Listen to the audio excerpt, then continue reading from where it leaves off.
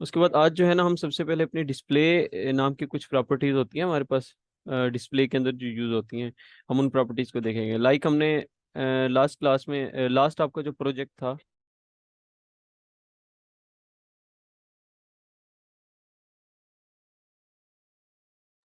Last जो आपका project था ना, उसमें मैंने आपको ऊपर जो नैव बार बनाने के लिए बोला था ना, उसमें जो होम अबाउट सर्विसेज के जो टैब्स थे ना, वो आपने फ्लोट का यूज करते हुए बनाए थे। बट हमारे पास बेसिकली ये जो यूज करना होता है ना, वो आप लोग को डिस्प्ले की प्रॉपर्टी यूज करनी होती है, ठीक है। डिस्प्ले के अंदर भी काफी चीजें होती हैं, तो आप डिफरेंट चीजों को यूज कर सकते हैं। हम कुछ प्रॉपर्टीज जो है ना आज डिस्कस करेंगे, कुछ पॉसिबल हो सकता है कि हम बाद में करें, क्योंकि कुछ प्रॉपर्टीज डिस्प्ले की ऐसी हैं जिनको एक दिन में मेरे ख्याल में एक ही वो प्रॉपर्टी हो सकती है, जैसे फ्लेक्स, डिस्प्ले फ्लेक्स। तो वो एक दिन में हम एक ही करेंगे, ज्यादा बर्डन उसमें नहीं डालेंगे। तो हम डिस्प्ले के अंदर कुछ चीजें देखेंगे। तो सबसे पहले मैं जो है ना एक ऑन ऑर्डर लिस्ट क्रिएट कर लेता हूँ, और इसके अंदर एल आई मल्टीप्लाई करके 4 कर देता हूँ। इसमें मैं ही लिख देता हूँ होम अबाउट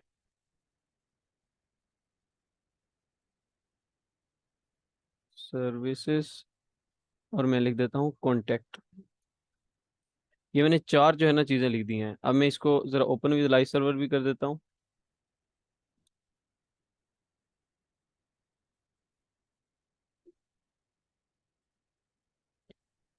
अच्छा, मैंने इसको लाइव सर्वर से ओपन कर दिया है। तो मैं ज़रा अपनी CSS की फाइल को भी लिंक कर लेता हूँ यहाँ पर। ठीक है, तो ये मेरी CSS की फाइल यहाँ पे लिंक हो चुकी है। अच्छा, अब ये हमारे पास लिस्ट जो है ना क्रिएट होके हमारे सामने डिस्प्ले हो गई है। अब सबसे पहली चीज़ कि हमारे हम डिस्प्ले में दो चीज़ें होती हैं हमारे पास। अगर मैं इस लिस्ट के जो एल आई है हमारे पास, इसके ऊपर मैं बॉर्डर आपको अप्लाई करके दिखाऊं, तो आपके मुताबिक इसने कितनी विड्थ ली होगी, मैं जिससे पूछूंगा वो मुझे बताएगा।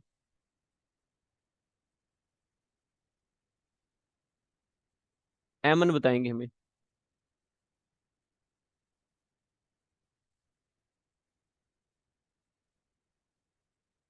एमन क्लास में अवेलेबल है।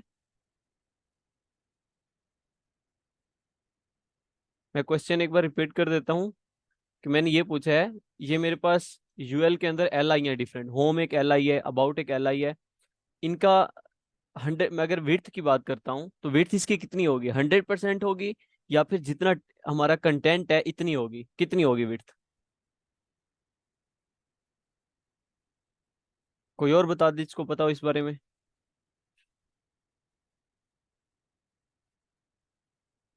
क्लास में पार्टिसिपेट नहीं करेंगे ना तो फायदा नहीं होगा, मुंह उठा के बैठ जाने का कोई फायदा नहीं है।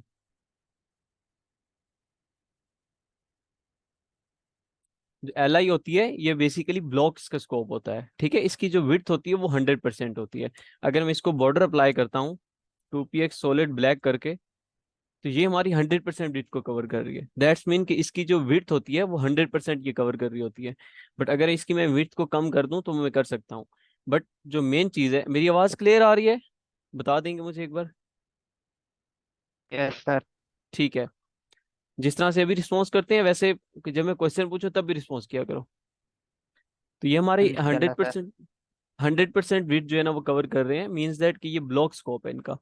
ठीक है। तो जब हम क्या चाहते हैं कि हम चाहते हैं कि ये एक ही लाइन में आ जाएं, तो वो इनलाइन उनका जो है ना स्कोप होता है, इनलाइन। ओके, वन लाइन में। तो अब हम इसको जब एल आई को डिस्प्ले कर देते हैं, डिस्प्ले की प्रॉपर्टी हमारे पास इनलाइन का यूज करते हैं, तो अब ये एक लाइन में आ जाएगी। ये देखो एक लाइन में आ गई। और इसने अब कितनी विड्थ कवर कर ली, जो इसकी ओरिजिनल टेक्स्ट की विड्थ थी, दैट्स इट। हमने इसको इन लाइन, एक लाइन में लेके आ गए। एल आई के ऊपर हमने प्रॉपर्टी अप्लाई की, तो सभी के सभी एल आई पे वो प्रॉपर्टी अप्लाई होगी, और वो एक लाइन में आ गए। ठीक है। अब अगर मैं इसको डिस्प्ले इन लाइन कर दिया, अभी एक लाइन में आ गई, ये अभी के लिए इतना समझ आ गया, मोर देन इनफ। दो चीजें होती हैं, एक चीज ये कि अगर हमारा डिस्प्ले जो है वो ब्लॉक है, मतलब जो पहले अगर मैंने इनलाइन अप्लाई नहीं किया था, तो अभी के लिए ये क्या था, ब्लॉक था। जब मैंने इसको इनलाइन अप्लाई कर दिया तो अब इसका स्कोप क्या बन गया, इनलाइन बन गया, अब ये इनलाइन हो गया। अगर कोई चीज इनलाइन ऑलरेडी है, क्या हम उसको ब्लॉक बना सकते हैं?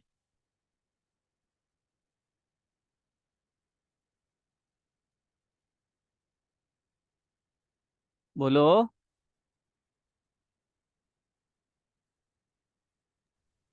कोई बना क्लास सकते में हैं है? सर, जिस तरह सर ब्लॉक को इनलाइन किया है, इसी तरह इनलाइन प्रॉपर्टी जो है उसको ब्लॉक कर सकते हैं इनलाइन ब्लॉक के जरिए।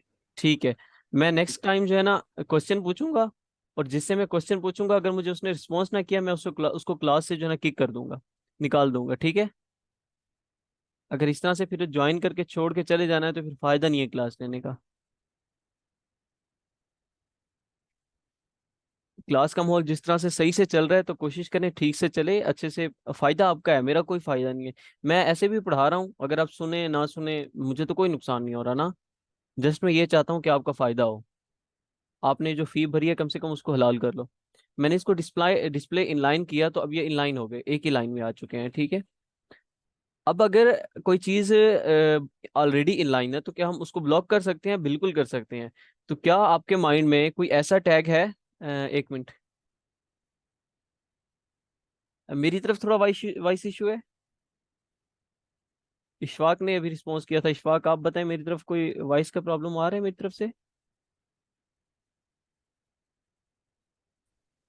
है जी सर, इशू है थोड़ा बहुत, वो आवाज़ रुक रुक के आ रही है। हाँ, ये शायद फिर कोई इंटरनेट का प्रॉब्लम होगा।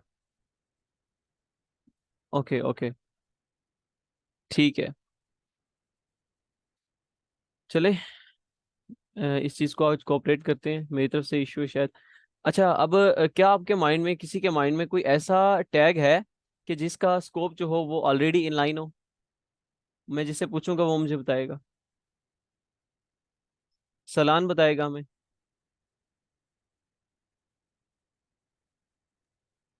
सर मेरे दिन नहीं है।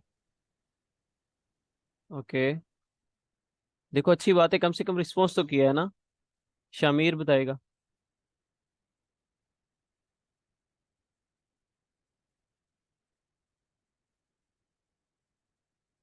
अलीशा।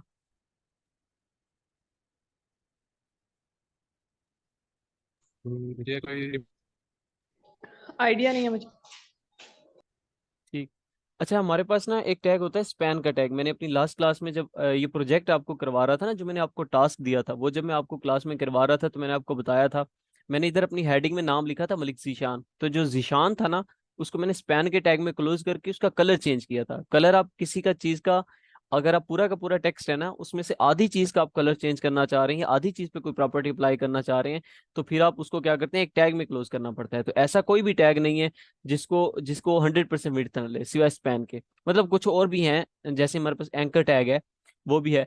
तो स्पैन का एक ऐसा टैग है जो 100% विड्थ नहीं कवर करता। मतलब वो उसका जो ब्लॉक होता है, स्कोप जो होता है वो इनलाइन होता है, ब्लॉक नहीं होता। तो अभी मैं क्या करता हूँ, इस यूएल के बाद मैं जो है ना कौन सा टैग, स्पैन का टैग बताया था मैंने आपको, स्पैन मल्टीप्लाई विद 4 कर देते हैं। ये मेरे पास 4 स्पैन के टैग जो है ना वो आ चुके हैं। अच्छा, पहले यहाँ पर मैं लिख लेता हूँ 1 लिख लेते हैं, ठीक है? उसके बाद ओके यहाँ पर लिख देता हूँ 2। उसके बाद यहाँ पर लिख लेता हूँ 3। और इसके बाद मैं लिख लेता हूँ 4। ये मैंने ना 4 जो है टैग ले लिए हैं। ओके, 4 टैग ले लिए मैंने स्पैन के। स्पैन का एक ऐसा टैग है जो कि उसके स्कोप जो है वो इनलाइन है, ब्लॉक नहीं है। अब ये अगर मैं आपको शो करता हूँ, ये देखो, ये चारों की चार स्पैन की जो वैल्यूज हैं वो एक ही लाइन में आ चुकी हैं। अब मैं क्या करता हूँ, यहाँ पर जो स्पैन है इसको जरा एक बॉर्डर अप्लाई कर देता हूँ। Border 2px solid red. अब ये देख सकते हैं आपके इनके ऊपर जो है ना बॉर्डर अप्लाई हो चुका है। अब ये ऑलरेडी इसका जो ब्लॉक है वो क्या है, इनलाइन है। अब अगर मैं इसको डिस्प्ले ब्लॉक कर देता हूँ, मैंने इसको डिस्प्ले ब्लॉक कर दिया, तो अब ये देखो इसने 100% जो है ना विड्थ ले चुका है वो, ठीक है? अब अगर मैं इसको ब्लॉक अप्लाई नहीं करता, मैं लेट्स सपोज इसको ब्लॉक अप्लाई नहीं किया, ये इतना है, क्या मैं इसकी विड्थ इंक्रीज कर सकता हूँ? मुझे कौन आंसर करेगा? आसिफ अली।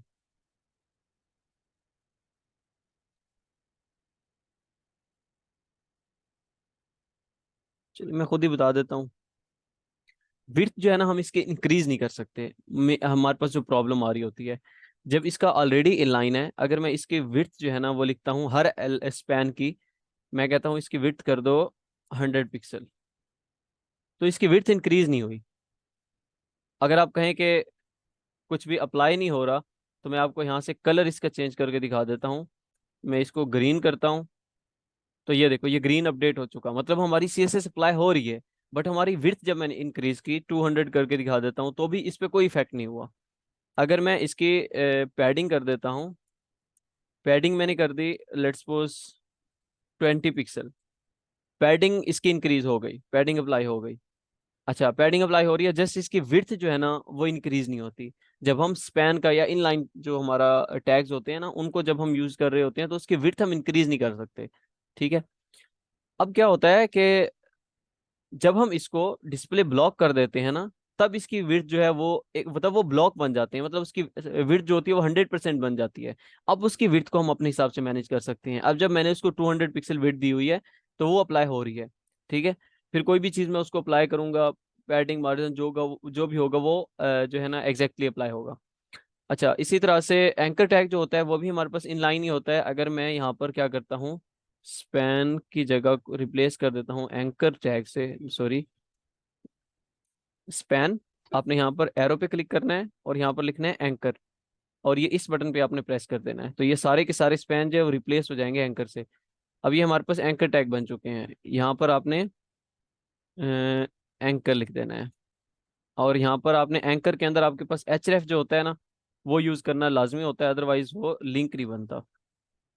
तो मैं यहाँ पर सारे एंकर टैग्स में href भी अप्लाई कर देता हूँ। ठीक है। और यहाँ पर आपने हैश लिख देना है, तो ये एक डमी सी लिंक होता है। अब ये लिंक बन चुके हैं। ठीक है।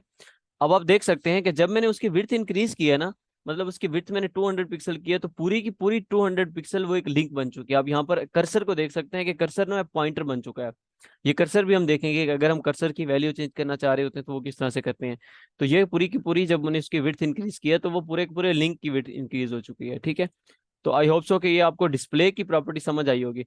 अच्छा, अभी हम ना इसको डिस्प्ले ब्लॉक नहीं करते, ये डिस्प्ले इनलाइन है, मतलब हम ये चाह रहे हैं कि ये 1 2 3 जो है ना एक ही लाइन में आए, लेकिन हम इसकी विड्थ भी इंक्रीज करना चाह रहे हैं। लाइक हम चाह रहे हैं कि यार इसकी 1 की जो विड्थ हो ना वो इतनी हो, फिर यहाँ पे दूसरे की हो, फिर तीसरे की हो, विड्थ भी इंक्रीज हो, और इसके साथ साथ वो एक लाइन में भी हो। अगर एक लाइन में आएंगे तो वो इनलाइन हो जाएंगे, उसकी विड्थ नहीं इंक्रीज होएगी। अगर विड्थ इंक्रीज होगी तो फिर वो एक लाइन में नहीं आएंगे। तो कुछ ऐसी प्रॉपर्टी है कि जिसको एक लाइन में भी लिख लें और उसकी विड्थ भी इंक्रीज हो जाए, तो इनलाइन की और ब्लॉक की मिक्सचर हो गई, तो वो हमारी हो जाएगी इनलाइन ब्लॉक। ठीक है, इनलाइन ब्लॉक। अब ये देखो, अब मैंने उसकी विड्थ 200 पिक्सल अप्लाई की हुई है ना। अभी जब मैं उसको वो हमारा इनलाइन था, तब विड्थ उसकी इंक्रीज नहीं हो रही थी। ठीक है। बट जब मैंने उसको इनलाइन ब्लॉक कर दिया, अब उसकी विड्थ भी इंक्रीज हो रही है। ठीक है। ये देखो उसकी विड्थ भी इंक्रीज हो रही है, तो ये इनलाइन ब्लॉक हो गई। ये हमारी कुछ डिस्प्ले की प्रॉपर्टीज थी। तो डिस्प्ले ऑलमोस्ट इतना ही था, मोर देन इनफ है। हम ज्यादा चीजों में पढ़ने की जरूरत नहीं है हमें, ये इतना कर लिया वो काफी है। ठीक है। अच्छा, इसके बाद हम जो है ना अपनी पोजीशन देख लेते हैं। ठीक है। पोजीशन नाम की प्रॉपर्टी होती है, इसकी कुछ वैल्यूज होती हैं। लास्ट क्लास में हमने इसके बारे में कुछ ना कुछ देखा था। अच्छा, पोजीशन जो होती है ना वो हमारी वेबसाइट्स में अक्सर यूज हो रही होती है, जब भी हम प्रोजेक्ट्स पे काम कर रहे होते हैं ना, वहाँ पे यूज हो रही होती है। अब जो मेनली यूज होने वाली है ना, वो ज्यादातर अब्सोल्यूट और रिलेटिव, इसकी दो वैल्यूज यूज होती हैं। मैंने लास्ट क्लास में भी आई थिंक सो पेंट पे यहाँ पे कुछ ड्रा करके दिखाया था, दोबारा भी मैं करके दिखा देता हूँ। ये हमारे पास एक डिव है, ऐसे समझ लें कि ये एक डिव है। ये डिव जो होता है ना, अब यहाँ पर ये खड़ा है ना, यहाँ पर मैं इसकी पोजीशन रख देता हूँ रिलेटिव। जब मैंने इसकी पोजीशन रिलेटिव रखी ना, ये जितनी भी पोजीशन है ना, रिलेटिव, अब्सोल्यूट, फिक्स्ड, स्टिकी, एक दो शायद और भी हैं, तो ये सारी की सारी पोजीशन जो होती है ना, ये कुछ और CSS की प्रॉपर्टी हैं, लेफ्ट राइट, इस तरह की प्रॉपर्टीज के साथ चलती हैं। मतलब अगर आपने ये लेफ्ट राइट टॉप बॉटम ये वैल्यूज यूज नहीं की ना, तो आपकी पोजीशन वर्क नहीं करती। ठीक है। इन वैल्यूज के साथ चल रही होती हैं ये सारी की सारी पोजीशन की प्रॉपर्टीज। अच्छा, जब आपने अप्लाई किया ना पोजीशन रिलेटिव, तो तब ये बॉक्स जो होता है ना, ये लाइक ऐसे मूव करता है जैसे हम उस पे मार्जिन अप्लाई कर रहे हैं। ठीक है। मतलब मेरे कहने का ये है, लेट्स सपोज बॉक्स यहाँ पे खड़ा हुआ है, यहाँ पे पहले से खड़ा हुआ है। जब मैंने उस पे पोजीशन रिलेटिव अप्लाई की, उसके बाद मैंने उसको लेफ्ट से 100 पिक्सल दे दिया। मैंने यहाँ पर लिखा कि लेफ्ट से इसको 100 px रिमूव करो। मेरी बात को गौर से सुनना, ये इंपॉर्टेंट टॉपिक है। और अक्सर ऐसा होता है कि फर्स्ट टाइम समझने से ये समझ नहीं आता, 2 बार 3 बार इसको समझना पड़ता है, तब जाके पोजीशन का टॉपिक समझ आता है। थोड़ा सा कम्प्लेक्स है, मुश्किल नहीं है, जस्ट थोड़ा सा कम्प्लेक्स है। आई हो मुझे आइडिया हो रहा है, काफी लोगों के टेक्स्ट आ रहे हैं मुझे कि सर आवाज जो है ना वो रुक रही है। तो मैं कोई मसला नहीं है, आपसे रिकॉर्डिंग भी शेयर कर दूंगा। आप कोशिश करें जितनी समझ आ रही है उतना समझ लें, ठीक है। शायद कोई इंटरनेट का प्रॉब्लम है आज, हो सकता है 14 अगस्त की वजह से इंटरनेट प्रॉब्लम हो। अच्छा, हमारे पास मैंने इसको लेफ्ट से जब 100 px दिया ना, तो इसका मतलब ये है, इसका मतलब हुआ कि लेफ्ट से इसने 100 px मूव किया। मतलब ये समझ लो कि लेफ्ट से इसने 100 px का मार्जिन ले लिया।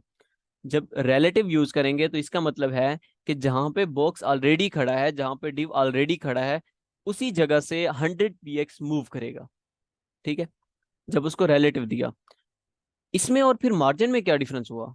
इसमें और मार्जिन में ये डिफरेंस हुआ कि मार्जिन में हम राइट से नहीं दे सकते। मतलब राइट से जब हम मार्जिन देंगे ना, तो बॉक्स जो होगा वो लेफ्ट की तरफ मूव करेगा। बट रिलेटिव पोजीशन के अंदर अगर मैं कह देता हूं कि लेफ्ट से 100 px मूव कर दो, तो लेफ्ट से ये 100 px आगे की तरफ चला जाएगा। बट मैं अगर बोलूंगा कि राइट से 100 px करो, तो राइट से 100 px की स्पेस छोड़ के बॉक्स यहाँ पे पहुंच जाएगा, ठीक है। इस तरह से हम अपना सीएसएस में ये पोजीशन का यूज करते हैं। ये हो गया रिलेटिव। अब आ जाता है अब्सोल्यूट। अब्सोल्यूट बेसिकली क्या करता है? ओके, अब्सोल्यूट ये काम करता है कि ये स्क्रीन के हिसाब से मूव कर रहा होता है। ये हम अब्सोल्यूट जब प्रॉपर्टीज के ऊपर अप्लाई कर देते हैं किसी भी बॉक्स पे, तो वो अपने पेरेंट रिलेटिव के हिसाब से मूव कर रहा होता है। मैं आपको यहाँ पर लिख के दिखा देता हूँ। मैंने इसको पोजीशन दी अब्सोल्यूट, ठीक है। जब इसकी पोजीशन अब्सोल्यूट थी ना, तो ये ऐसे समझ लें अभी के लिए ये स्क्रीन के हिसाब से मूव करेगा। अगर मैंने इसको कह दिया ना कि टॉप से 0 px, तो ये यहाँ पर स्क्रीन के टॉप के 0 px पे चिपक जाएगा। अगर मैंने इसे कह दिया ना कि अगर मैं इस पे, यहाँ पे एक बॉक्स खड़ा है, अगर मैं इसको पोजीशन रिलेटिव देके टॉप से 100 px इसको प्रॉपर्टी अप्लाई कर देता, तो जहाँ पे बॉक्स ऑलरेडी खड़ा है ना, वहां से 100 px नीचे की तरफ हो जाना था अगर इस पे पोजीशन रिलेटिव होती। लेकिन अब इस पे पोजीशन अब्सोल्यूट लग चुकी है, तो अब ये क्या करेगा? ये जहां पे खड़ा है वहां से नहीं लेगा, ये स्क्रीन के कॉर्नर से पकड़ेगा। स्क्रीन के, अगर आपने लिखा ना कि टॉप से 100 px, तो स्क्रीन के टॉप से 100 px छोड़ के यहाँ से नीचे से स्टार्ट हो जाएगा। अगर आपने लिखा ना लेफ्ट से 100 px, तो लेफ्ट के स्क्रीन का लेफ्ट से 100 px छोड़ के वहां से शुरू हो जाएगा, ठीक है। जहां से खड़ा होता है उस जगह से नहीं लेता, स्क्रीन के हिसाब से लेता है। बट अगर मैं एक और डिव ले लेता हूं इसका पेरेंट, और इस डिव को मैं पोजीशन दे देता हूं रिलेटिव,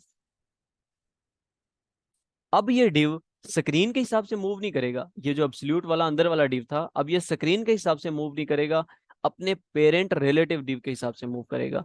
अगर इस एब्सोल्यूट डिव का कोई पेरेंट रिलेटिव डिव है, तो वो उस हिसाब से, उसके हिसाब से मूव करता है। अगर उसका कोई पेरेंट रिलेटिव नहीं है, फिर वो स्क्रीन के हिसाब से मूव करता है।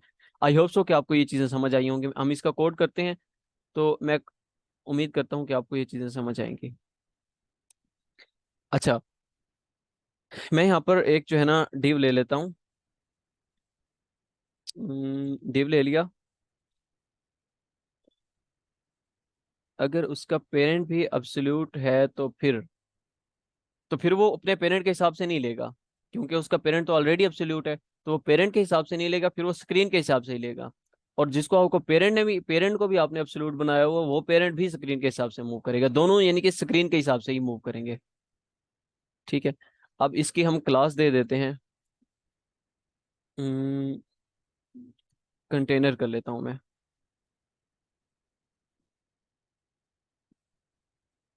ओके, ये मैंने एक डिव ले लिया।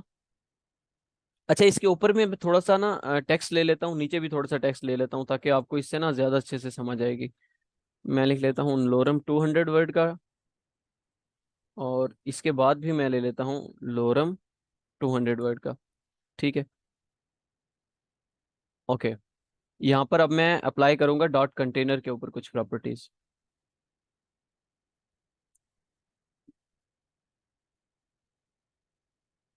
अच्छा, डॉट कंटेनर के ऊपर अब मैं अप्लाई करूंगा।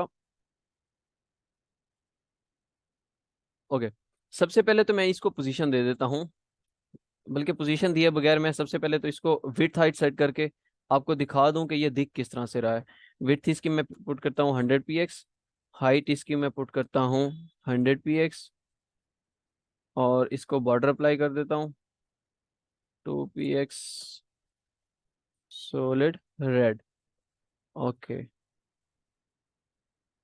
ये मैं थोड़ा सा इसको जूम आउट कर देता हूँ। ये देखो, ये टेक्स्ट आया, उसके बाद ये हमारा डिव आ गया, उसके बाद हमारा दूसरा दोबारा से टेक्स्ट आ गया।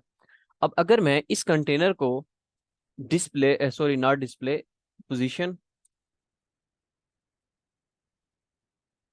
पोजीशन रिलेटिव दे देता हूँ। अब मैंने इसको पोजीशन रिलेटिव दे दी, कोई फर्क नहीं पड़ा। मैंने बोला था कि ये पोजीशन जितनी भी हम अप्लाई करेंगे उसके साथ लेफ्ट राइट में कोई भी प्रॉपर्टी हमें अप्लाई करनी पड़ेगी। अगर मैं इसको बोल देता हूँ कि लेफ्ट से तू 100 px ले ले, तो अब मुझे कौन बताएगा? मैं जिससे पूछूंगा, हमें अरीबा बताएंगी। अगर मैं इसको 100 px लेफ्ट से दे रहा हूँ, अब ये बॉक्स हमारा मूव करेगा या क्या करेगा? अगर मूव करेगा तो किस हिसाब से मूव करेगा? जितना मैंने अभी आपको बताया उस हिसाब से बताया मुझे।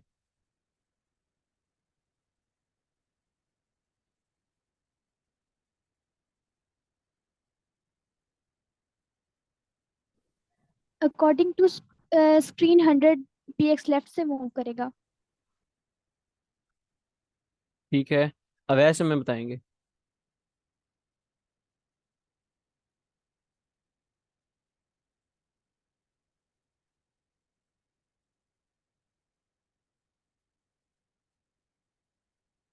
सर अपने बॉक्स के हिसाब से मूव करेगा।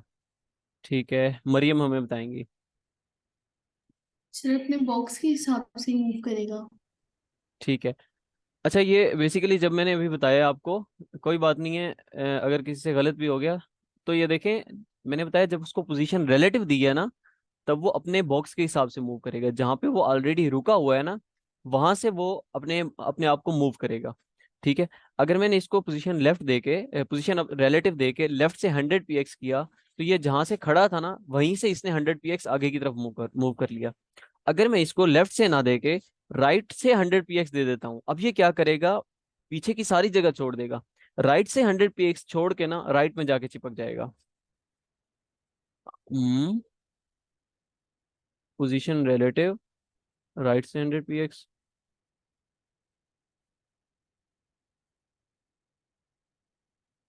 नो, अगर मैं इसको राइट से 0 px करता हूँ,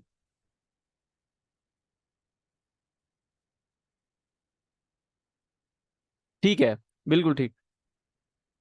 अच्छा, ये इसलिए ऐसा कर रहा है क्योंकि इसकी विड्थ ही इतनी है। ठीक है, अगर मैं इसको किसी और डिव के अंदर क्लोज कर देता हूँ ना, और तब वो उसके हिसाब से मूव करेगा। देखो अभी इसके लिए ना, इसके ऊपर जो पोजीशन हमने अप्लाई की हुई है ना, वो कौन सी की हुई है? रिलेटिव अप्लाई की हुई है। जब उसको रिलेटिव अप्लाई करते हैं ना, तो वो किसी भी पेरेंट के हिसाब से मूव नहीं करता, वो अपने हिसाब से मूव करता है। मतलब जहां पे वो रुका होता है ना, उस हिसाब से। तो अब इसको राइट से दे दो या लेफ्ट से दे दो, वो वहीं से पकड़ेगा जहां पे वो खड़ा है। ठीक है। तो जब मैंने उसको राइट से दिया ना, तो जैसे मैंने आपको बताया था ना कि ये पोजीशन रिलेटिव है ना, ये ऑलमोस्ट मार्जिन की तरह वर्क कर रही होती है। तो जब मैंने इसको राइट से 100 px दिया ना, तो ये क्या, जहां पे खड़ा था ना, वहीं से इसने राइट से 100 px लेके पीछे चला गया। ठीक है, ऑलमोस्ट ये मार्जिन की तरह ही वर्क करता है। अच्छा, अगर मैं बात करता हूँ, अब अगर मैं इसको अब्सोल्यूट कर देता हूँ, अब ये कैसे वर्क करेगा? मैं इसको अगर हटा देता हूँ,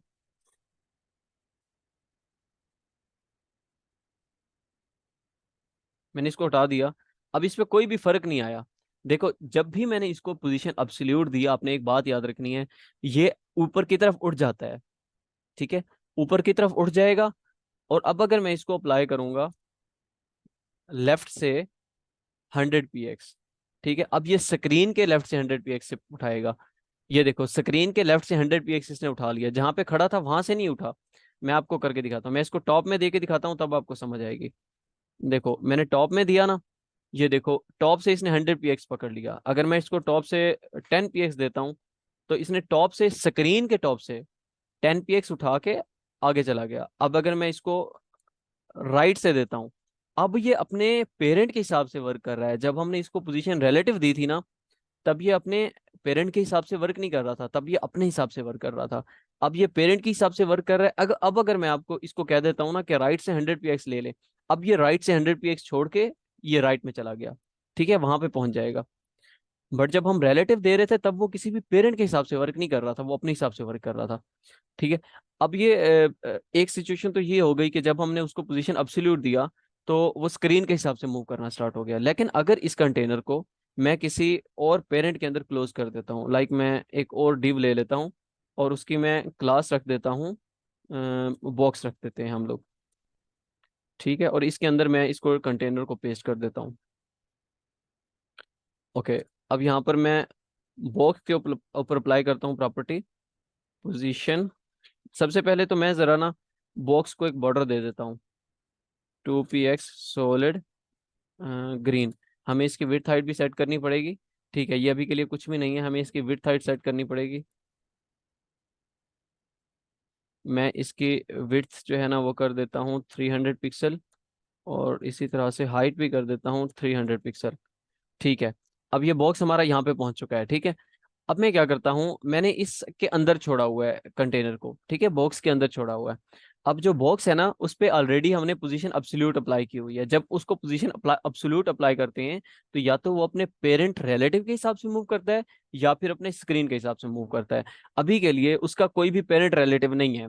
देखो कंटेनर का जो पेरेंट है वो कौन है, बॉक्स है। बट बॉक्स क्या, बॉक्स जो है उसके ऊपर रिलेटिव अप्लाई की हुई है, नहीं की हुई। तो अभी उसका पेरेंट रिलेटिव कोई नहीं है, इसलिए वो स्क्रीन के हिसाब से मूव कर रहा है। बट अगर मैं इसको पोजीशन रिलेटिव कर देता हूं तो अब जो बॉक्स है ना वो क्या बन जाएगा, इस कंटेनर का पेरेंट रिलेटिव बन जाएगा। तो अब ये जो है ना ये वाला ड्यू, अब ये इसके हिसाब से मूव करना चाहिए। पोजीशन इसको मैंने रिलेटिव दे दी और इसको पोजीशन एब्सोल्यूट है। ये देखो अब जस्ट रिफ्रेश हुआ और वो सेव हो रहा था शायद, तो अब ये यहाँ पर इसके अंदर पहुंच चुका है। अब इसको मैं जब अप्लाई करूंगा ना, इसको मैं कहूंगा कि टॉप से तू ले ले 100, या मैं कह देता हूँ कि 0px ले ले, तो ये टॉप में चिपक जाएगा, ठीक है, ये टॉप में चिपक गया। जब मैंने इसको कहा कि राइट से तू 10px ले ले, तो ये राइट से 10px अपने पेरेंट का छोड़ के उसके हिसाब से मूव करना चाहिए। अभी आपको लग रहा होगा कि यार ये चीज़ें कहाँ पे अप्लाई होंगी, जब आप प्रोजेक्ट्स पे काम करोगे ना तब आपको समझ लगेगी कि ये चीज़ें कितना यूज़ होने वाली हैं।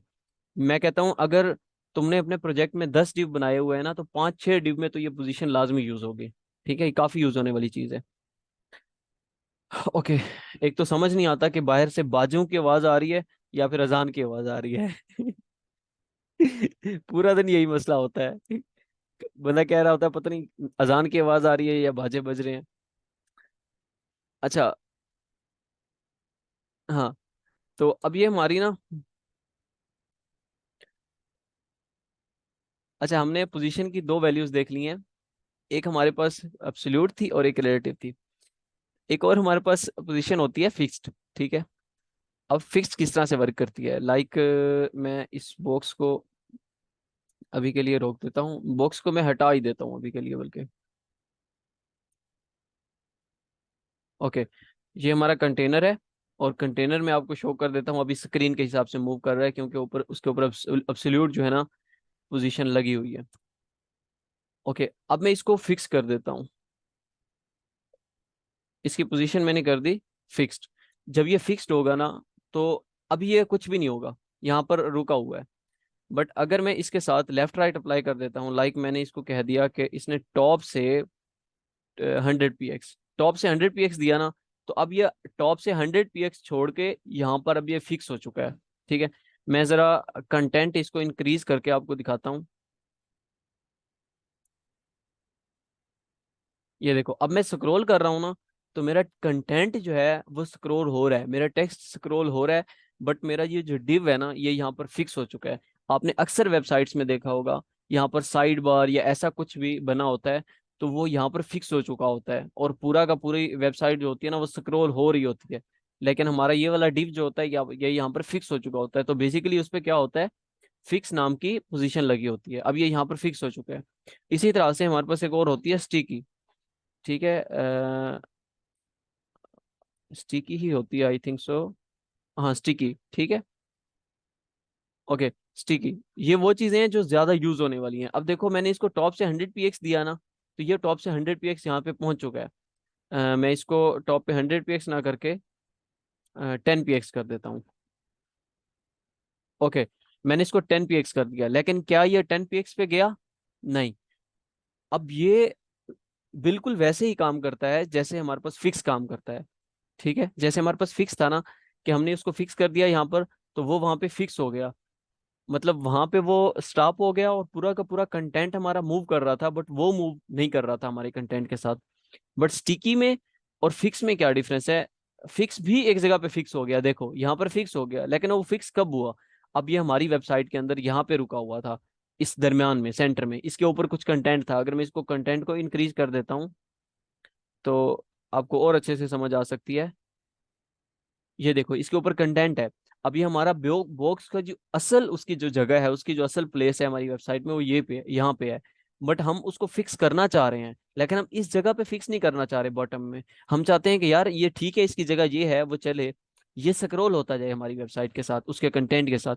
बट जो ही ये टॉप से 10 px पे पहुंचे, हमने इसको टॉप में 10 px दिया हुआ था ना, तो जो ही ये टॉप में 10 px पे पहुंचे, ये फिक्स हो जाए। ठीक है। डिले इन स्क्रीन शेयरिंग, आज के लिए कोऑपरेट करें। I don't know what's the problem, शायद कोई इंटरनेट इशू है। इंटरनेट इशू काफ़ी ज़्यादा है कि मेरा नेट बीन्स क्यों ओपन हो गया, मेरे सिस्टम को स्लो कर देगा। ओके, ये हमारा जो है ना, अब देखो पोजीशन, जब मैंने इसको स्टिकी दी तो ये फिक्स कब होगा? जहाँ पे मैंने प्रॉपर्टी अप्लाई की हुई है, देखो मैंने प्रॉपर्टी में लिखा हुआ है टॉप से 10 px, तो जब ये टॉप में 10 px पे पहुंचेगा तो ये फिक्स हो जाएगा, अदरवाइज ये फिक्स नहीं होगा। अदरवाइज ये स्क्रॉल हो रहा होगा, जब ये टॉप पे 10 px पे पहुंचेगा तो ये फिक्स हो जाएगा। तो ये ऑलमोस्ट पोजीशन का टॉपिक था। अगर इस पोजीशन के टॉपिक में किसी को कोई कंफ्यूजन है तो वो जरा पूछ लें।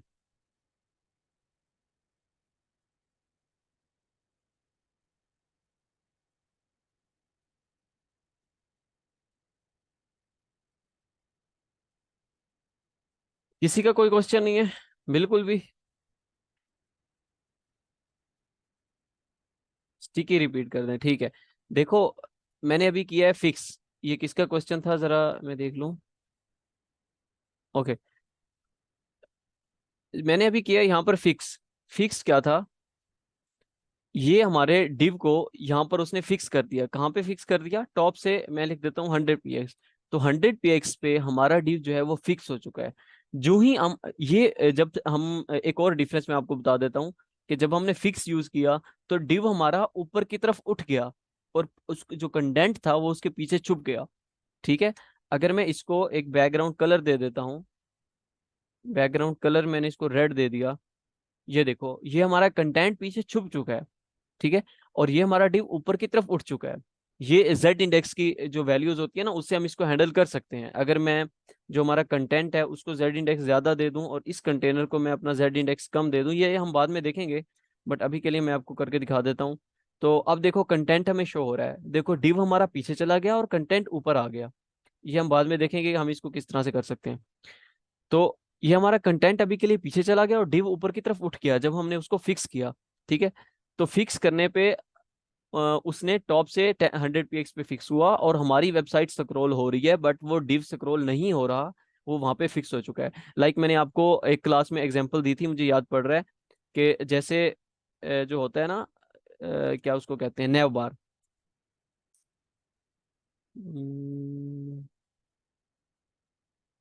Musician.novelsky.com।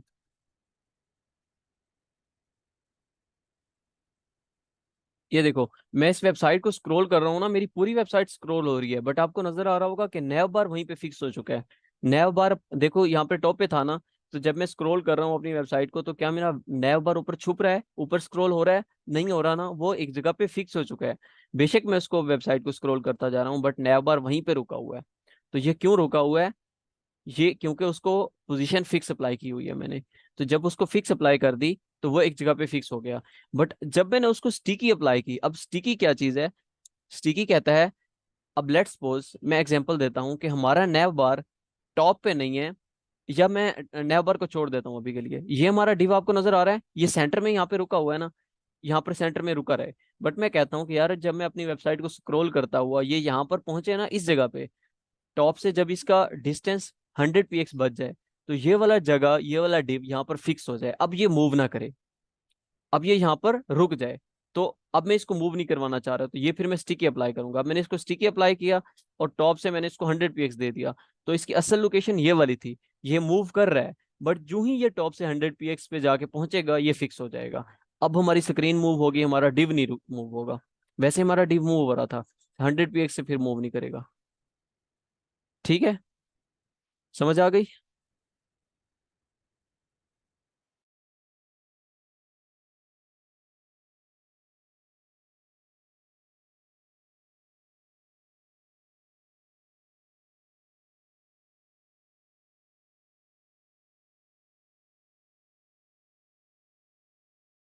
रिकॉर्डिंग स्टार्ट कर दूं? मेन जो टॉपिक्स हैं वो हम करेंगे कवर। बाकी ये है कि जो बिल्कुल बेसिक से चीज़ें हैं वो आप कोशिश करें कि खुद ही कर लें। जैसे लेट्स सपोज बैकग्राउंड की आपने खुद लास्ट प्रोजेक्ट में आपने यूज़ भी किया था बैकग्राउंड को, तो बैकग्राउंड की प्रॉपर्टी इंपॉर्टेंट है, यूज़ होने वाली चीज़ है, बट सिंपल है, वो आप खुद कर सकते हैं। ठीक है, आपने बैकग्राउंड को देख लेना है। और एक होता है हमारे पास लीनियर ग्रेडियंट, बैकग्राउंड के अंदर ये लीनियर ग्रेडियंट यूज होता है। लाइक एक डिव के अंदर जैसे हमारे पास रेड कलर शो हो रहा है ना, मैं इसी में करके आपको अप्लाई करके दिखा देता हूँ। जैसे बैकग्राउंड में हमें रेड कलर शो हो रहा है ना, तो यहाँ पर यूज करो लीनियर ग्रेडियंट, ये हमारे पास बैकग्राउंड की प्रॉपर्टी होगी। ठीक है, लीनियर ग्रेडियंट। और इसमें हमारे पास होता है आप दो तरह के वैल्यूज दे सकते हैं, या तो आप इस तरह से दो, रेड ग्रीन लिखो, तो ये हमारे पास जो है ना, ये देखो दो कलर में आ गया। ठीक है, तो हम इसको तीन कलर में भी कर सकते हैं, रेड ग्रीन और ब्लू कर देता हूँ मैं इसको, तो ये तीन कलर में आ गया। ठीक है, अब ये डिफरेंट कलर का बैकग्राउंड भी आ सकता है, आप इसको इस तरह से भी दे सकते हैं, या आप इसको आरजीबी में भी दे सकते हैं वैल्यूज। ठीक है, तीन आरजीबी की वैल्यू दे दो। अब ये टॉप टू बॉटम आ रहा है, अगर इसको right to left to right करना चाह रहे हो तो उसको भी आप कर सकते हो। लाइक यहाँ पर लिखो राइट टू राइट होता है या फिर राइट होता है, I am not sure, to write शायद। Okay, to write. ठीक है, तो अब देखो ये लेफ्ट राइट जो है ना हमारे पास आ चुके हैं। अगर मैं इसको कर देता हूँ टू बॉटम होता है शायद, हाँ टू बॉटम में हमारे पास इस तरह से आ जाता है।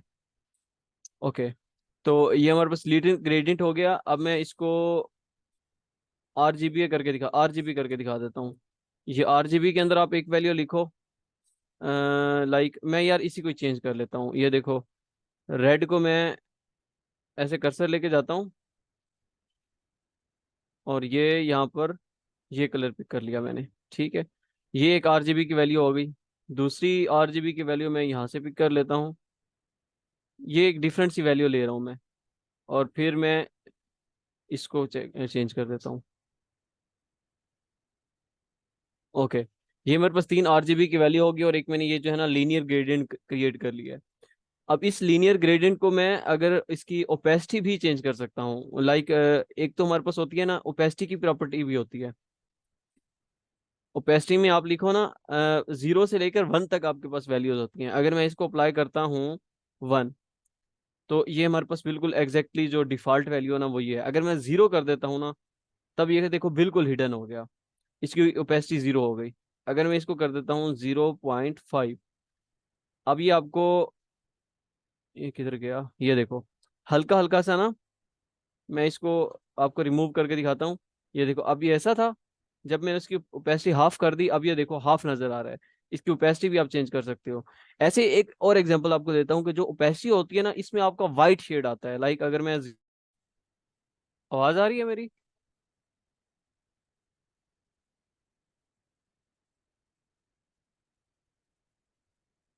काइंडली मुझे बता दें मेरी आवाज आ रही है आपको? ठीक है, आज वाकई में कोई इंटरनेट प्रॉब्लम है। तो ये मैं डिव क्रिएट कर रहा था और इसमें मैंने ओपेसिटी नाम की प्रॉपर्टी अप्लाई कर रहा था। अब देखो 0.1, अब 0.9 दिया ना, तो ये बिल्कुल एग्जैक्टली हमारे पास शो हो रहा है। 0.45 अप्लाई करता हूँ, ये हल्की हल्का ना, ऐसे समझ लो, मैं आपको दूसरे लफ्ज में अगर बताऊं तो ऊपर व्हाइट शेड सा आना स्टार्ट हो जाता है ओपेसिटी के थ्रू। ओपेसिटी नाम की जो प्रॉपर्टी होती है ना, इससे ऑलमोस्ट व्हाइट शेड आ जाता है। अगर इसी को आप ब्लैक शेड देना चाह रहे हो ना, तो फिर इसकी ऐसे समझ लो, हम इसकी जो ओपेसिटी है वो इस तरह से चेंज कर सकते हैं कि आरजीबी के अंदर एक फोर्थ वेरिएबल होता है अल्फा। मैं इसको अभी के लिए क्या करता हूँ, एक कलर ले लेता हूँ, बैकग्राउंड कलर, और मैं ले लेता हूँ रेड। बल्कि ऐसा कर लेते हैं, वैसे ये चीज़ अप्लाई तब होती है जब हम जो है ना कोई इमेज, बैकग्राउंड इमेज यूज़ कर रहे होते हैं। मैं इसको बैकग्राउंड इमेज यूज़ करके दिखा देता हूँ, बैकग्राउंड इमेज और यूआरएल, इसमें हम ये इमेज डॉट पीएनजी का यूज़ कर लेते हैं। अच्छा, ये हमारे पास ठीक है, और बैकग्राउंड रिपीट कर देते हैं, नो रिपीट। आई थिंक ये मैंने किसी क्लास में आपको बताया भी है, मुझे याद आ रहा है तो थोड़ा। बैकग्राउंड साइज जो है वो कर देता हूँ मैं कवर। ओके, ये हमारी इमेज इस तरह से शो हो गई है हमारे पास। इसके ऊपर मैं हल्का हल्का शेड देना चाह रहा हूँ। लेट्स सपोज, अब देखो इसके बैकग्राउंड में हमारा जो वाइट है ना, वो कलर भी वाइट भी आ रहा है कलर। लाइक इसके ऊपर मैं अगर कोई टेक्स्ट लिखना चाह रहा हूँ, तो ये वाइट के ऊपर तो वाइट कलर दिखेगा ही नहीं। अगर मैं वाइट कलर में टेक्स्ट लिखता हूँ, तो मैं चाह रहा हूँ यार इसका ब्लैक ब्लैक शेड सा शेड हो जाए ना। तो मैं इसको यूआरएल के साथ एक यहाँ पर लीनियर ग्रेडियंट का यूज करता हूँ। मैं यहाँ पर आई थिंक कॉमा ही लगाएंगे हम। अब हम अप्लाई करेंगे लीनियर ग्रेडियंट, और इसमें RGB की बजाय RGBA लिखेंगे। और अब हम यहाँ पर लिखेंगे 0 0 0 और 0। ये बेसिकली जो 3 टाइम 0 होता है ना, ये RGB रेड ग्रीन और ब्लू की 0 value means that black colour. और अब मैं इसकी ओपेसिटी जो है ना वो रखता हूँ 0.5। तो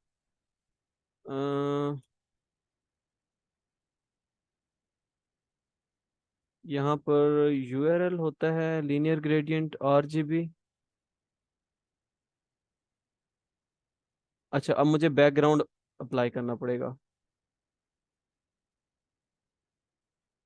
बैकग्राउंड लीनियर ग्रेडियंट, अगर मैं इसको यहाँ से कट करके यहाँ पे अप्लाई करके देखूँ, नहीं, बल्कि वो तो बाहर ही लगेगा।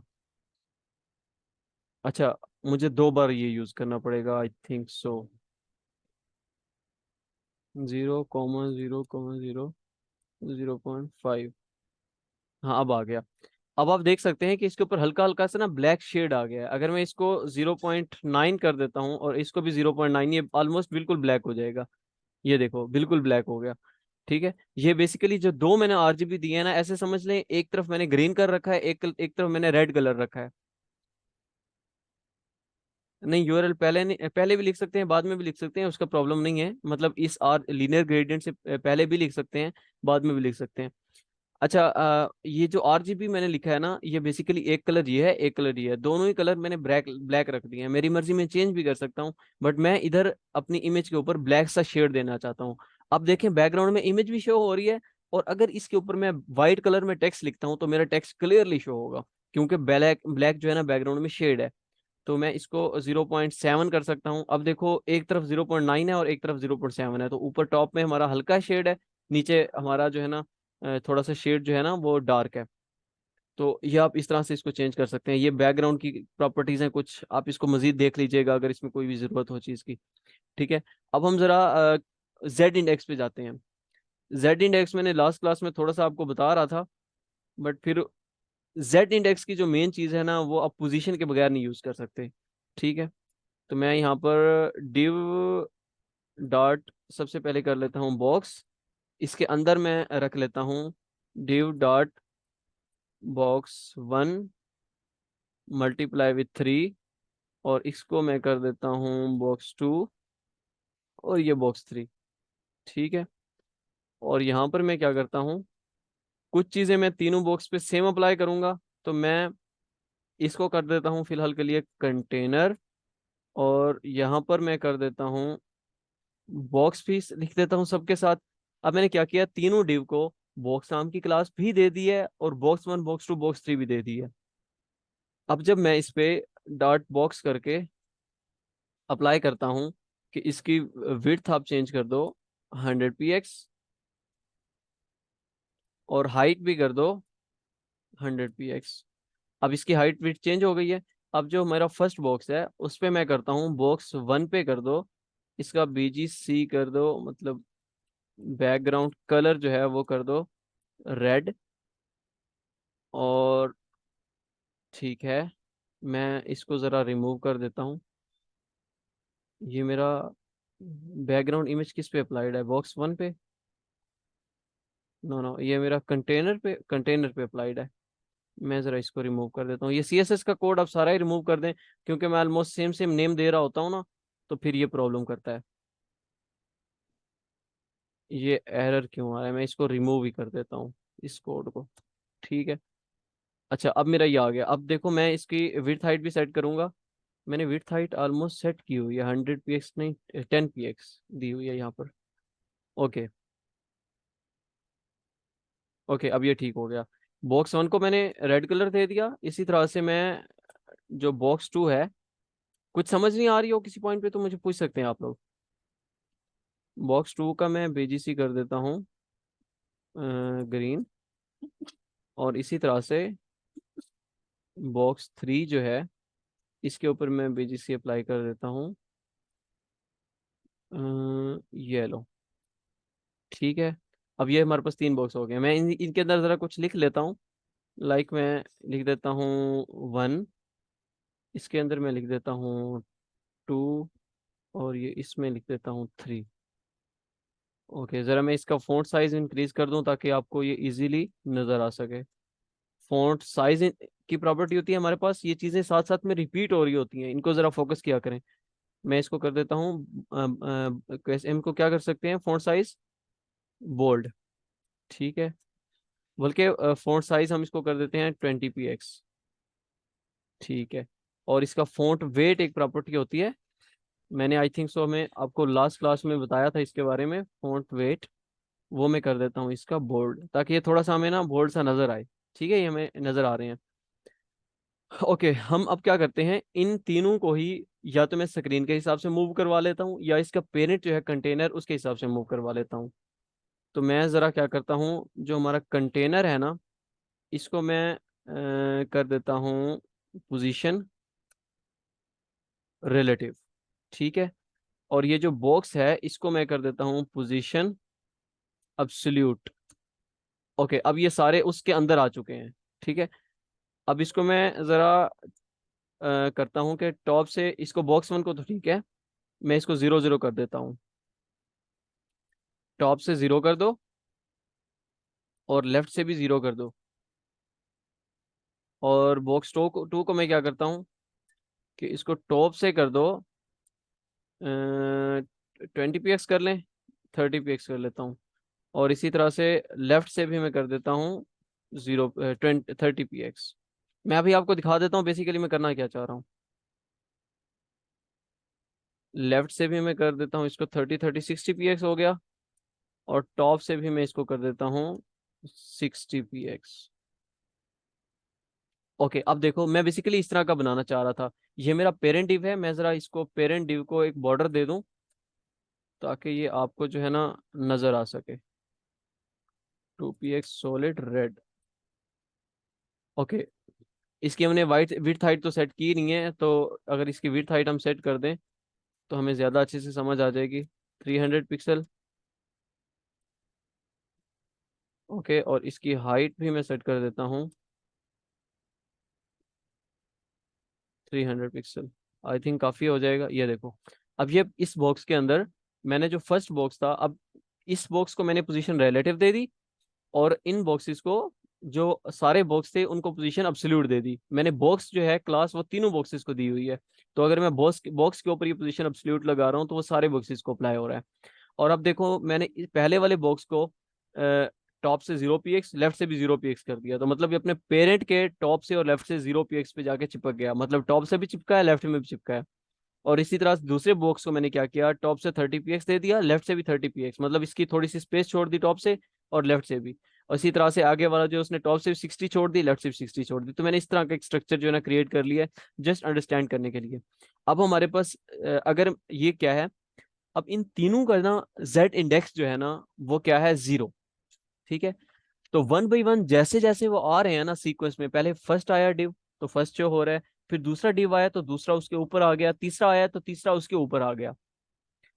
ठीक है। तो अब अगर मैं इनको ऊपर नीचे लेके आना चाह रहा हूँ, लेट्स सपोज जो थर्ड डिव है ना, थर्ड, उसको मैं टॉप पे लेके आना चाह रहा हूँ, तो बाय डिफॉल्ट सब डिव्स का या सब का जो जी इंडेक्स होता है वो 0 होता है। ठीक है, अगर मैं थर्ड डिव को जी इंडेक्स इसका बढ़ा देता हूँ, मैंने इसका जी इंडेक्स पहले 0 था, अब मैंने 1 कर दिया, तो ये टॉप में आ जाएगा। ऑलरेडी टॉप में था, बल्कि थर्ड टॉप, फर्स्ट जो है वो सबसे पीछे है। अगर मैं फर्स्ट के ऊपर जी इंडेक्स 1 अप्लाई कर देता हूँ, अब देखो हमारा 1 सबसे ऊपर आ चुका है। ठीक है, अब क्या आप मुझे बता सकते हैं, मैं जिससे पूछूंगा जरा वो मुझे बताए, हसनैन मुझे बताएगा, इस 1 के बाद हमारा दूसरा कौन सा डिव शो हो रहा है हमें?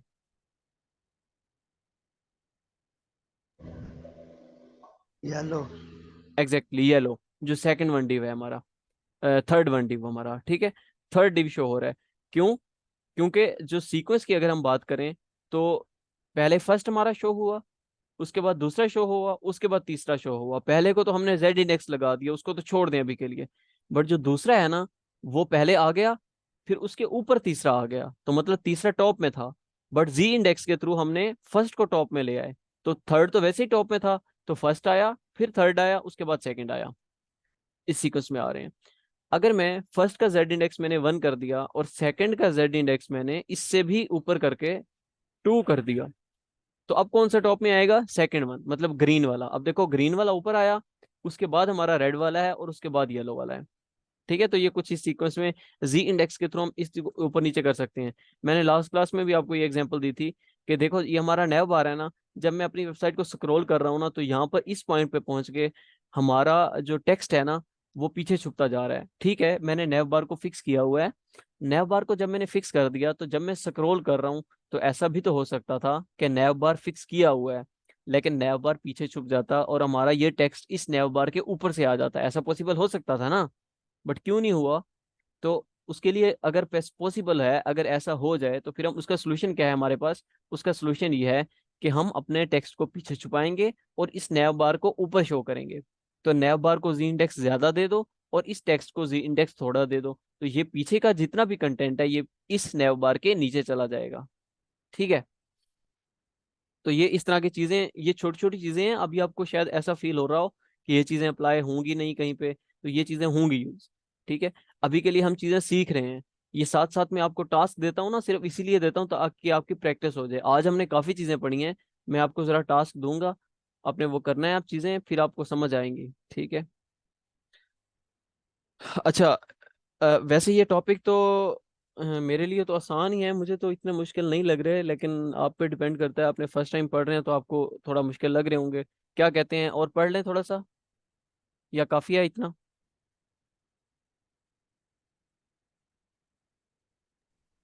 पढ़ लें सर जी। ठीक है, पढ़ लेते हैं। वैसे टाइम भी 8:45 हो गया है, तो फिर यह है कि नमाज का टाइम भी होने वाला है। सब लोग कह रहे थे कि नमाज का टाइम होना चाहिए। मुझे तो कोई प्रॉब्लम नहीं है, मैं थोड़ा सा और पढ़ा दूंगा।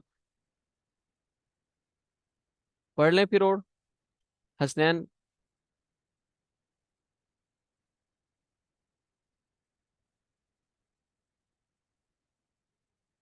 अच्छा, काफ़ी है हसनैन कह रहे हैं। चले, मेरे ख्याल में भी इतना काफ़ी है। हम कल के जो लेक्चर में ना मीडिया क्यूरी का टॉपिक कर लेंगे। ऑर्डर वाला टॉपिक सी इंडेक्स जैसा ही है, ये अलग टॉपिक है। ऑर्डर जो है ना, ऑर्डर वो जो है वो थोड़ा सा अलग है। ठीक है, ऑर्डर में ये चीज़ होती है, जी इंडेक्स में ऊपर नीचे होता है, और ऑर्डर में आपका ये होता है सिस्टम के। अगर मैं आपको एग्जांपल देता हूँ, ये मैंने लेट्स सपोज 2 डिव बनाए हुए हैं ना, एक डिव में मैंने अपना लोगो रखा हुआ है और दूसरे डिव में मैंने ये सारा का सारा मेन्यू रखा हुआ है। तो अगर इसको मैं ऑर्डर चेंज कर देता हूँ, तो ये मेरा लोगो बाद में आ जाएगा यहाँ पे, और ये मेन्यू पहले आ जाएगा। तो ऑर्डर सीक्वेंस को चेंज कर देता है, बट जो जी इंडेक्स है ये ऊपर नीचे कर देता है, मतलब एक चीज को छुपा देता है और एक चीज को शो कर देता है। ठीक है, ऑर्डर जो है जस्ट प्लेस की रिप्लेसमेंट कर देता है और दोनों को शो करता है, वो एक अलग चीज है। सर जावा और रिएक्ट वगैरह का इंट्रोडक्शन करेंगे सिर्फ, या इंटरमीडिएट तक लेकर जाएंगे?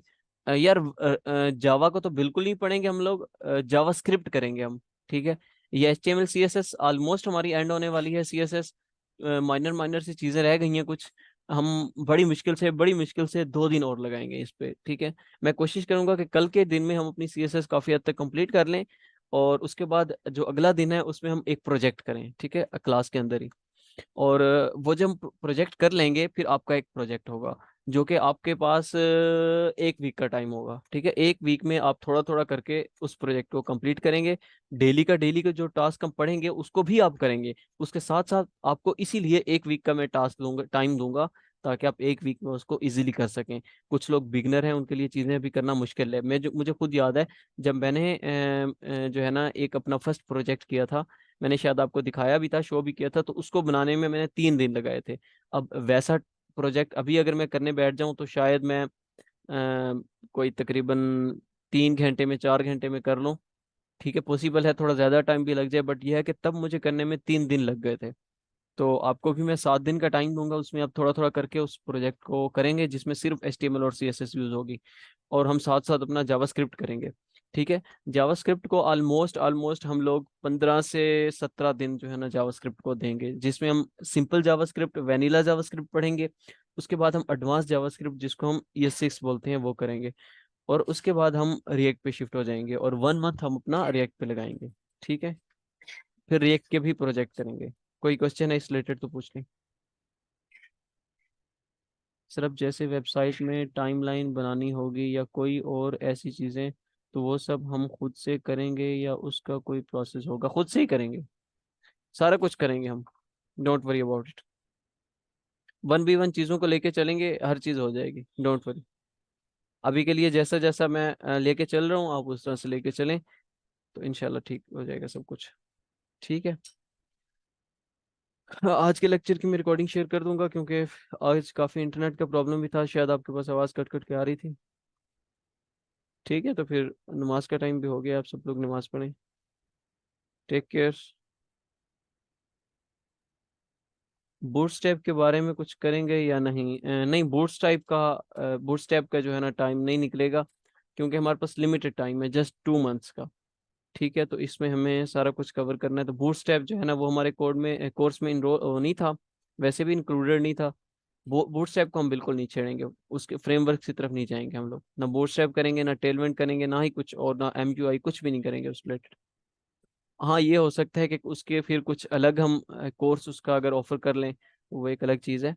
पॉसिबल है, अगर आप लोग उसमें इंटरेस्टेड होंगे, ज़्यादा लोग हो जाएंगे, 8-10 लोग भी हो जाते हैं, तो फिर हम उसको एक कोर्स जो है ना छोटा सा 10-15 दिन का उसका कोर्स कर लेंगे।